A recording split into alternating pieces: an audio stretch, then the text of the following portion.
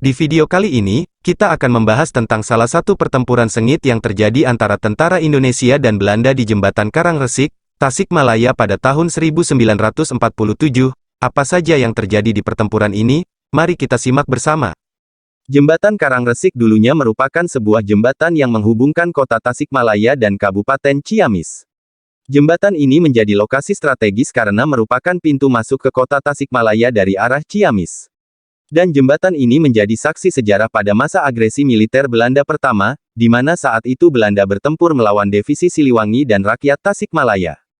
Pada tanggal 7 Agustus tahun 1947, sekitar pukul 9 pagi, konvoi besar pasukan Belanda yang terdiri dari satu batalion tempur dengan senjata bantuan, seperti eskadron kavaleri Brandcarrier dan mobil lapis baja, tiba di mulut jembatan dari arah Ciamis. Mereka berniat untuk menguasai Tasikmalaya dan menghancurkan markas tentara Siliwangi yang dipimpin oleh Kolonel Hidayat dan Kolonel Subroto.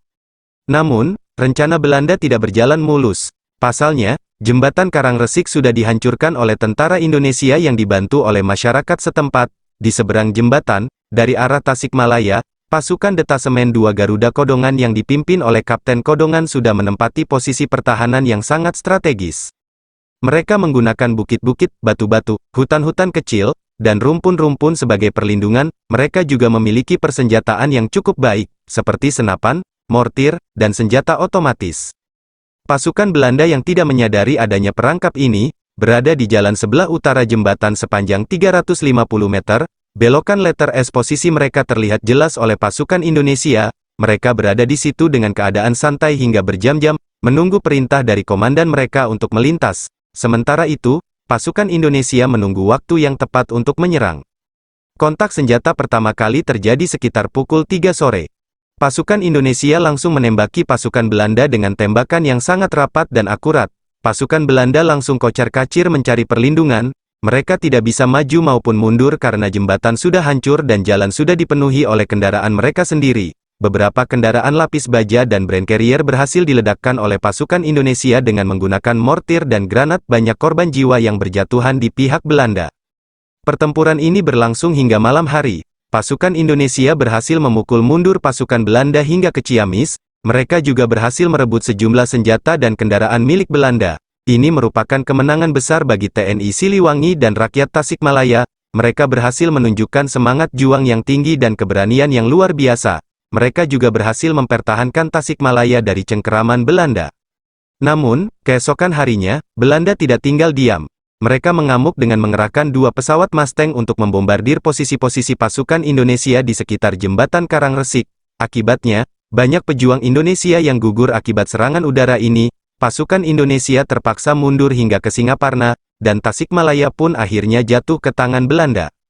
Pertempuran Karangresik ini merupakan salah satu contoh dari perjuangan rakyat Indonesia melawan penjajah Belanda. Pertempuran ini juga menjadi saksi sejarah dari kegigihan dan kecintaan rakyat Tasikmalaya terhadap tanah airnya.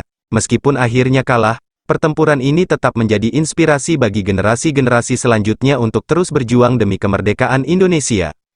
Namun sayang jembatan ini sekarang terbengkalai, tidak terawat. Bahkan tank-tank yang dulu berserakan sudah menghilang. Beberapa dibawa ke Museum Bandung, sementara sisanya entah kemana. Namun untuk memperingati peristiwa pertempuran tersebut dibangun sebuah tugu yang bernama Tugu Karangresik. Tugu tersebut berada di wilayah Taman Wisata Karangresik yang sekarang sudah dikelola oleh swasta. Alasan dikelola swasta karena wilayah tersebut terbengkalai kurang diperhatikan Pemda. Dan sekarang di daerah wisata tersebut, sudah banyak bangunan ala-ala Eropa ataupun Asia, termasuk bangunan ala Korea dan Jepang. Tapi sayangnya banyak pengunjung yang buta sejarah dan tidak mengetahui arti dari tugu dan jembatan yang berada di kawasan wisata tersebut. Saya berharap pihak swasta dan Pemda yang mengelola taman tersebut kembali merawat dan menghidupkan makna sejarah dari pertempuran Karangresik. Demikianlah video kali ini tentang sejarah pertempuran Karangresik Tasikmalaya. Jangan lupa untuk like, komen, share, dan subscribe.